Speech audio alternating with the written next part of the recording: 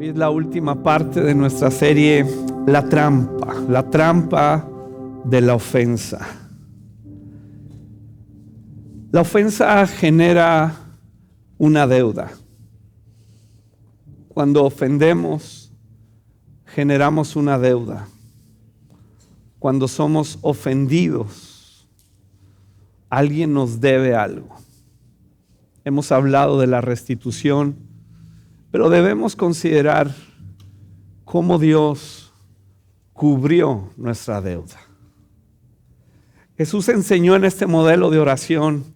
En Mateo 6:12 se registra en este modelo de oración diciendo Jesús: perdónanos nuestras deudas. Perdónanos nuestras deudas. No solamente o no es la repetición de esta oración la que nos lleva a que sean cubiertas nuestras deudas o la convicción de lo que Dios ha hecho para cubrirlas. Es algo mucho más profundo. Perdona nuestras deudas como también nosotros perdonamos a nuestros deudores. Es imposible extender perdón, gracia e incluso como ofensor cubrir la deuda si no he experimentado y he sido convencido por el Espíritu Santo de que yo tengo o tenía una deuda con Dios. ¿Por qué? Porque yo ofendí a Dios. Como resultado de esa ofensa, claro, mi vida se vio dañada. Las relaciones humanas se vieron afectadas. Hay consecuencias de ello. Pero ese no es el centro del Evangelio. No es simplemente que seamos restaurados y vivamos bien, vivamos con paz o con alegría, que experimentemos felicidad y éxito en la vida. No es el centro del Evangelio. El centro del Evangelio es Dios mismo. Es su persona, es su santidad, es su amor, es su bondad y su gracia. Y yo era deudor. No vivo como deudor. No vivo en condenación. No hay nada que yo pueda hacer para pagarle a Dios. Sé que usamos esta expresión como un deseo para honrar a Dios y corresponder esta gracia maravillosa que nos salvó. ¿Y cómo le voy a pagar a Dios? Y por eso sirvo. Pero si esa es la motivación de servirlo, el pagarle, no hay nada con lo que usted y yo podamos pagar. Una sola gota de la sangre del Hijo de Dios. No podemos pagar con nuestro buen comportamiento, aunque debemos portarnos bien. No podemos pagar con dinero y obras, aunque debemos hacer obras muy buenas, aunque debemos ser generosos para establecer su reino en la tierra. Pero esta deuda que yo tenía fue pagada por el Hijo de Dios. Cuando el Espíritu Santo me convence de ello y me otorga la libertad de no ser deudor, sino soy hijo, soy amado, y no solamente me perdonó la deuda, sino que me añadió una rica herencia. Entonces podré extender a otros esta gracia que yo recibí. Romanos 5:12 dice: cuando ofendió a Dios, hablando de Adán, el pecado entró en el mundo. ¿Por qué entró en el mundo el pecado? A causa de la ofensa de Adán y Eva. Porque Dios, que es santo, se retiró de la vida de ellos. Y ellos cedieron el gobierno de su corazón a la corriente de sus corazones y del mismo diablo. Esta ofensa nos separó de Dios, causando una deuda. La consecuencia de la ofensa de Adán introdujo la muerte. De modo que la muerte se extendió a todos, porque todos ofendemos a Dios. Como dicen las Escrituras, Romanos 3, no hay ni un solo justo, ni siquiera uno. Nadie es realmente sabio y nadie busca a Dios. Y esto ofende, de alguna manera, ofende al ser humano, porque nos creemos buenos, porque hay rasgos en nuestras vidas que sí son buenos, pero esa bondad tuya y mía, cuando la comparamos con la bondad de Dios, se queda muy pequeñita. Va a números rojos. Ni siquiera es algo que pueda contar ante los ojos de Dios, porque dice la Escritura que ninguno de nosotros es bueno. Somos hijos de Adán y Eva. No sé qué maldad cometió tu abuelo, bisabuelo, tatarabuelo, pero venimos de Adán y Eva. Y entonces esa ofensa se extendió a todos los seres humanos, causando una deuda y una separación de Dios. Y dice Romanos 6:23 que la única manera de pagarle a Dios esa ofensa era morir. No había otra manera. Y esta muerte se refiere a una muerte eterna, destinados por esta ofensa al mismo infierno por la eternidad. Porque Dios es santo, porque Dios es justo, porque Dios es amor, porque Dios en su bondad nos hizo a su imagen y semejanza. El pensamiento humano, y a lo mejor te has preguntado esto y no es que esté mal, pero es muy humano, o a lo mejor como cristianos te han hecho esta pregunta: si Dios es bueno, ¿por qué suceden cosas malas en el mundo? ¿Por qué si Dios es bueno, por qué a sabiendas de que Adán y Eva iban a comer de ese fruto del conocimiento del bien y del mal, ofendiéndolo y introduciendo la muerte a los seres humanos, ¿por qué puso el árbol? Tal vez te has preguntado eso.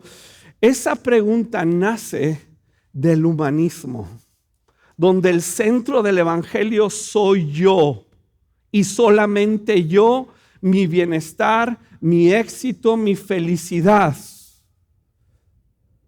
La pregunta, la gran pregunta que retumba, resuena hasta cada rincón del universo es: ¿por qué el ser humano,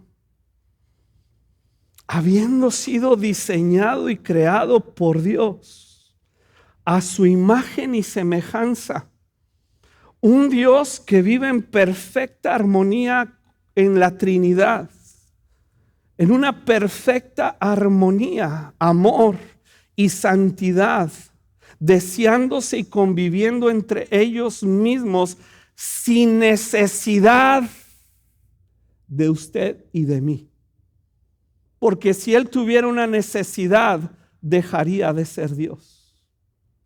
¿Por qué, siendo tan perfecto en su ser, en sus atributos y en sus obras, por qué el ser humano decidió retar a Dios cuando Dios fue muy claro: si comes de ese árbol vas a morir? ¿Y por qué lo diseñó Dios así? Porque no hizo títeres, porque no hizo mascotas, porque no hizo robots. Y ese amor con el que Él nos creó, ese amor debía ser correspondido en la voluntad del ser humano. Porque ese amor le mostraba al ser humano esa creación, esa impartición de la persona de Dios a través de este soplo que le hizo a Adán y a Eva. Eso debía convencerlo, atraerlo y seducirlo, para vivir de acuerdo a su voluntad. Pero el hombre y la mujer deciden retar a Dios, creyendo la mentira: no moriré, seré igual que tú. Yo soy mi propio Dios y tengo derecho sobre mí, sobre mi cuerpo, sobre mi dinero, sobre mi vida. ¿Cómo es posible, ser humano, que te atrevas a retar a ese Dios tan bueno? Esa es la pregunta. Esa es realmente la pregunta. Y entonces la paga de esta ofensa es la muerte. Y dice Romanos incluso que Dios muestra su ira desde el cielo contra todos los que son pecadores y perversos. Por supuesto, diversas religiones y corrientes humanistas ofrecen distintas soluciones ante la condición humana con el fin de lograr justicia y santidad, con el fin de lograr esta paz mental que les atormenta y que posiblemente, de acuerdo a esas corrientes religiosas o filosóficas, pueden salvarlos de esa ira. ¿Y cómo? Promueven el castigo al cuerpo, castigando al cuerpo por sus deseos desordenados y pecaminosos. Creen que lograrán el favor de Dios.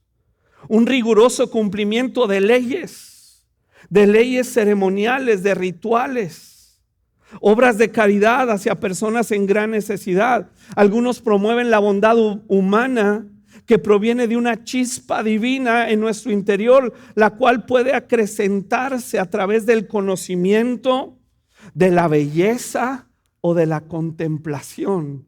Diferentes caminos que algunos argumentan que todos ellos llevan al mismo Dios, y ese no es verdad. El único camino que lleva al Padre se llama Jesucristo. Esta es la condición. Esta iglesia son las malas noticias. Porque si no comprendemos malas noticias, no apreciaremos las buenas noticias. Si Cristo es como un amuleto de buena suerte, como un accesorio estético a mi vida, como lo es un accesorio de un auto, de un trabajo, de una familia, si Cristo llega a ser simplemente algo estético, donde yo cumplo con una religión, me voy de la iglesia los domingos y sigo viviendo como me da la gana, Cristo Jesús no se ha revelado a mi corazón. Pero si se ha revelado el que la deuda que yo generé y que me llevaba al infierno por la eternidad, sin ninguna posibilidad de salvarme porque no soy bueno, entonces la buena noticia de la salvación creará en mí una convicción tan profunda y despertará deseos de consagración y de santidad que yo no puedo producir, que es por la presencia del Espíritu Santo. El enfoque de todas esas religiones está puesto en lo que las personas pueden hacer para apaciguar la ira de Dios o la ira de sus conciencias que los atormentan. Todas estas corrientes hacen eco de la falsa promesa, que la serpiente le hizo a Eva: no moriréis, seréis como Dios.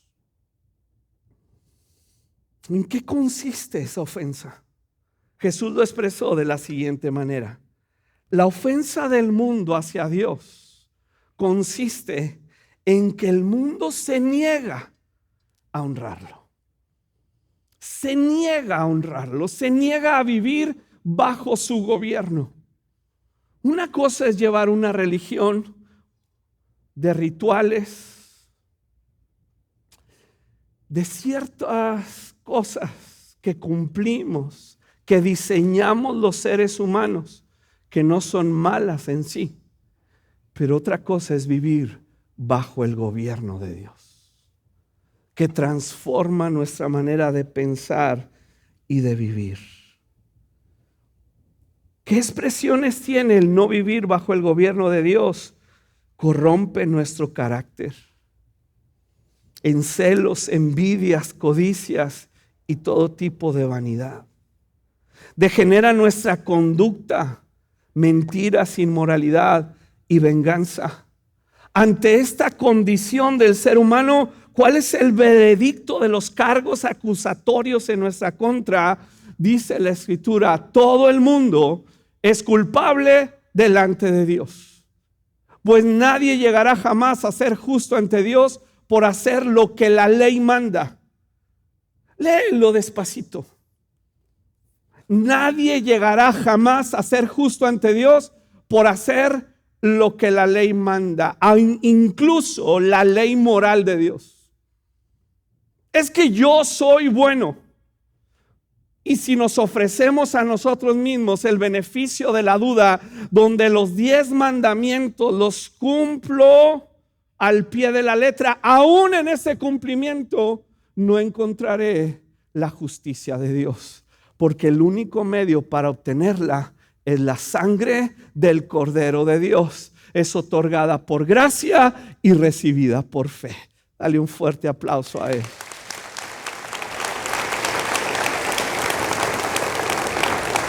Pues nadie llegará jamás a ser justo ante Dios por hacer lo que la ley manda. La ley sencillamente nos muestra que somos deudores. El caso de Job. Escribe él: ¿cómo puede una persona ser declarada inocente a los ojos de Dios? Si alguien quisiera llevar a Dios a juicio, ¿sería posible responderle siquiera una vez entre 1000?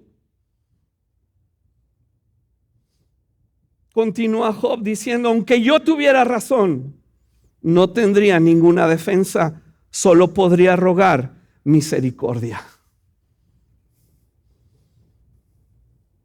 Añade en el versículo 20: aunque creo que soy inocente, mi boca me declara culpable. Aunque creo que soy intachable, la misma boca demostraría que soy malvado. Job comprendía que aunque era temeroso de Dios y consideraba siempre actuar correctamente delante de él, su temor reverente y sus actos de justicia humana no eran suficientes ante Dios, ya que Job sabía que el pecado que se había introducido desde Adán moraba en él. Él esperaba, como un hombre justo, la redención en Cristo Jesús. Incluso los amigos de Job estaban seguros de que su sufrimiento era una señal de que era culpable de algún pecado secreto tremendamente atroz contra Dios. Ahí se basan muchos para insistir en los pecados ocultos y en las maldiciones generacionales. Es simple y sencillamente, iglesia, somos hijos de Adán y Eva.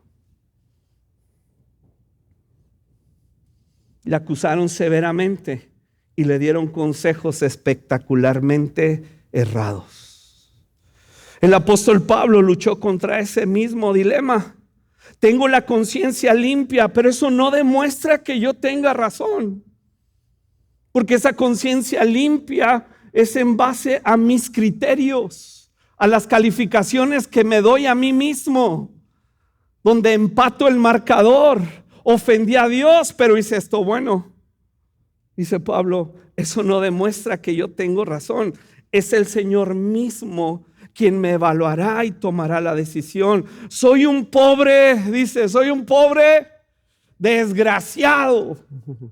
Así con signos de admiración, de exclamación. Está escribiendo la carta y él viene bajo la convicción del Espíritu Santo y dice: soy un pobre desgraciado. Ay, no diga eso, hermano. Cancélelo, por favor. Estupideces. ¿Qué está haciendo Pablo? Está resaltando su condición para que brille la gloria de Dios. Es el Señor mismo quien me ayudará, quien me evaluará y tomará la decisión. ¿Quién me librará de esta vida dominada por el pecado y la muerte. Y entonces ahora vienen las buenas noticias. Respira, por favor. Pero ahora, Romanos 3:21, ahora, tal como se prometió tiempo atrás en los escritos de Moisés y de los profetas, Dios nos ha mostrado cómo podemos ser justos ante Él sin cumplir con las exigencias de la ley. No es que la ley moral de Dios se eliminó, está vigente, pero yo no puedo cumplirla por mi propia fuerza, deseo, intelecto, capacidad o conocimiento. Y entonces, ¿cómo puedo? Dice versículo 22, Dios nos hace justo a sus ojos cuando ponemos nuestra fe en Jesucristo. Y eso es verdad para todo aquel que cree, sea quien fuere. Pues todos hemos pecado. Nadie puede alcanzar la meta gloriosa establecida por Dios. Sin embargo, con una bondad que no merecemos, no merecemos. No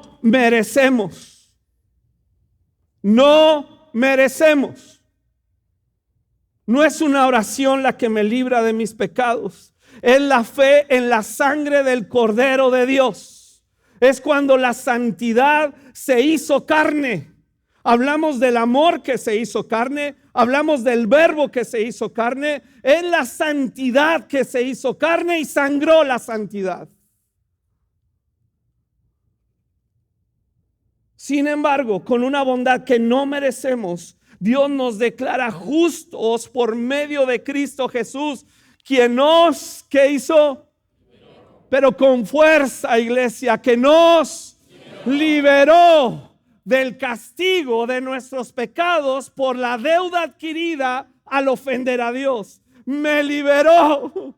Ya no soy deudor, ya no soy culpable. No lo merezco, pero al recibir esta gracia reconozco que mi vida fue cubierta por la santidad de Dios sangrando en la cruz, y eso seduce mi alma, mi mente y todo mi ser para rendir mi vida ante su gobierno. Sí, así es.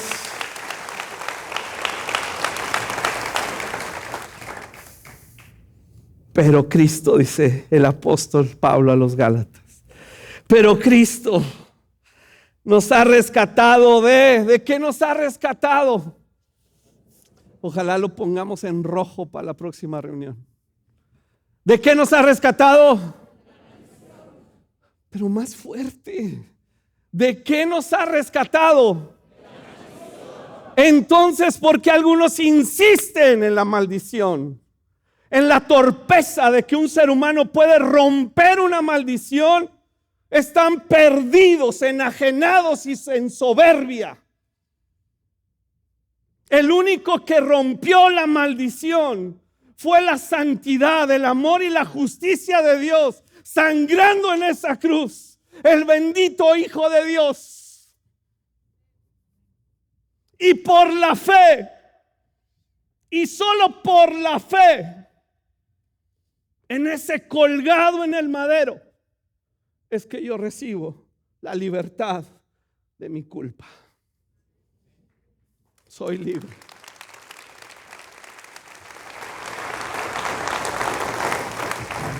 Así que le dice a los colosenses, no permitan que nadie los atrape con estupideces, con la soberbia del ser humano, de aquellos que se creen iluminados y han descubierto la manera de romper maldiciones. Necios y torpes. Es únicamente la fe en Jesucristo. No permitas que te atrapen con filosofías huecas y disparates elocuentes que nacen del pensamiento humano y de los poderes espirituales de este mundo, pero no del Espíritu Santo y no de Cristo. Pues en Cristo habita toda la plenitud de Dios. Toda. En un cuerpo humano, en el cuerpo de Cristo. De modo que ustedes están completos. Mediante la unión con Cristo, quien es la cabeza de todo gobernante y de toda autoridad. Estas son las buenas noticias. En Cristo tenemos redención, justificación y liberación de nuestros pecados, y es solamente por la fe. Sin el cumplimiento ritualista, sin la expresión de la obra humana al cumplir con la ley moral de Dios. Obviamente, esta santidad que me ha cubierto con su sangre me seduce a tal manera que deseo su santidad. Gracia entendida es santidad deseada. Quien aprecia la sangre, aprecia la santidad. No es un fetiche. Tú no te cubres con las, me cubro con las, no. No tienes manera de cubrirte con ninguna sangre de ningún tipo. En ninguna manera, bajo ninguna circunstancia. Fue la gracia de Dios que nos tomó. Y esta sangre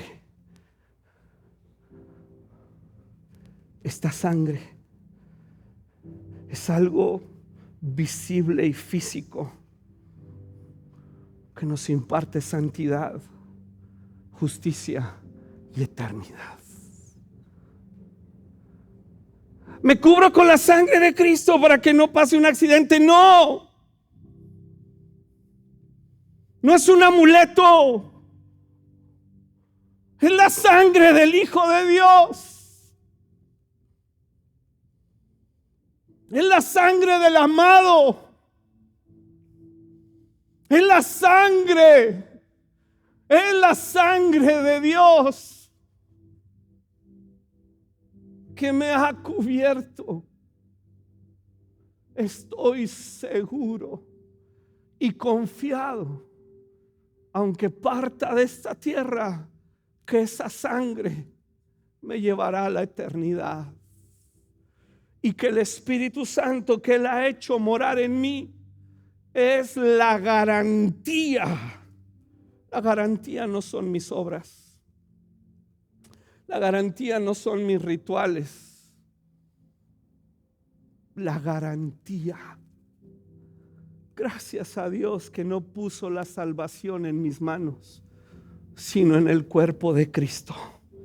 Y me da la garantía, el Espíritu Santo, para que yo crea y viva en que no hay nada que pueda separarme de su amor. Al cubrir Él esta deuda con su sangre preciosa, me otorgó justicia. Wow. Justicia. Yo soy justo no por mis obras. Mis obras pueden demostrar que soy justo, pero no soy justo por ellas. Soy justo porque fui justificado por el justo. Es un cambio de posición. Cuando tú leas en Romanos capítulo 3 que fuiste justificado, es un cambio de posición. Leímos que bajo la ira de Dios, alejados de Dios, merecíamos el infierno. Ese perdón de mi deuda, ese pago de mi deuda, me cambió de posición. Soy hijo soy amado, estoy sentado en un lugar celestial con Cristo, llevo eternidad. Justificación es un cambio de posición. Vas a leer también el término redención. Es el pago de la deuda. Justificación no quiere decir que dijo, no, ahí muere, no me debe nada. Justificación es el cambio de posición, pero redención, alguien pagó. Alguien pagó. ¿Quién pagó? El Hijo de Dios pagó. El que no cometió pecado por nosotros lo hizo. Podemos comprender esta verdad. Lo hizo. Lo hizo pecado. Al que nunca conoció el pecado, al creador de todas las cosas, aquel que ha vivido en una santidad eterna, lo sometió al pecado y lo hizo pecado.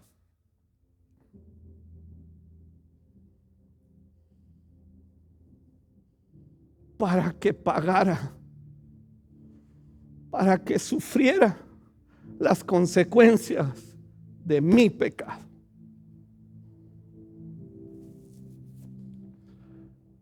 Y finalmente vas a leer un término ahí en Romanos capítulo 3. Propiciación.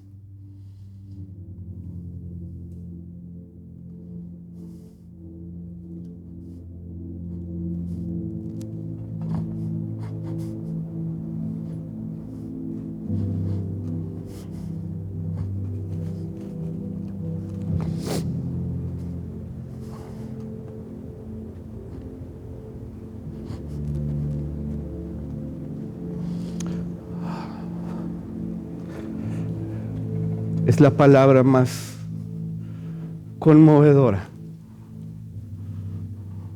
para mí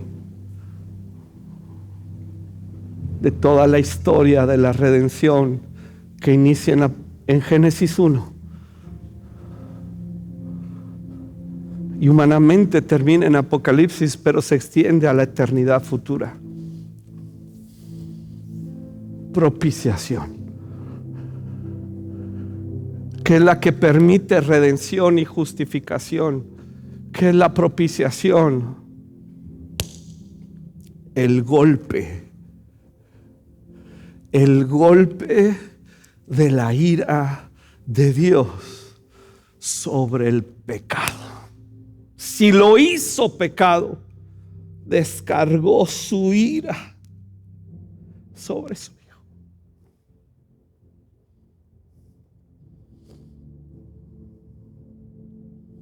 Ese golpe de la ira no fue los azotes de los romanos.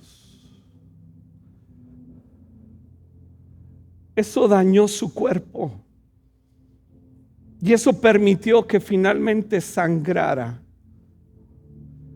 Pero el golpe de la ira de Dios fue el abandono. Cuando Él, sangrante, desnudo y deshecho, hace una pregunta, no para que el Padre la conteste, sino para que nosotros los seres humanos comprendiéramos qué sucedió en ese momento. Padre, ¿por qué me has abandonado? Eso golpeó su corazón.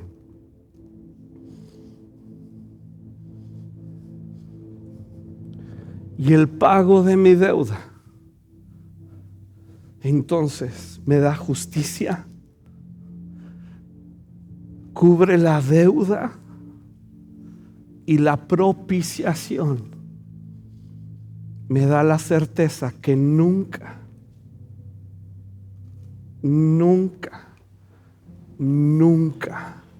seré golpeado por Dios.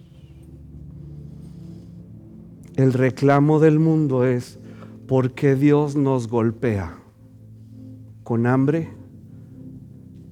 Porque Dios permite. Dios nos está golpeando. Y como amigos de Job decimos: es que hay algo terrible en nosotros. Y sí lo hay, pero no en ese sentido. Hay algo terrible acá adentro que tiene que ser rendido al gobierno de Dios, porque Cristo Jesús ya fue golpeado, ya fue abandonado, y al final de la cruz Él dice: consumado es. No hay nada que puedas añadir, es solo por fe. Esta realidad de la vida de Cristo en nosotros, revelada por su Espíritu Santo, nos lleva a un plano humano a hacer lo mismo, a justificar, a redimir y a propiciar. Este es el fundamento por el cual vivir en la trampa de la ofensa, sea que ofendí o fui ofendido, es inaceptable por un Dios que me justificó, que me redimió y recibió el golpe de la ira de Dios para liberarme del castigo.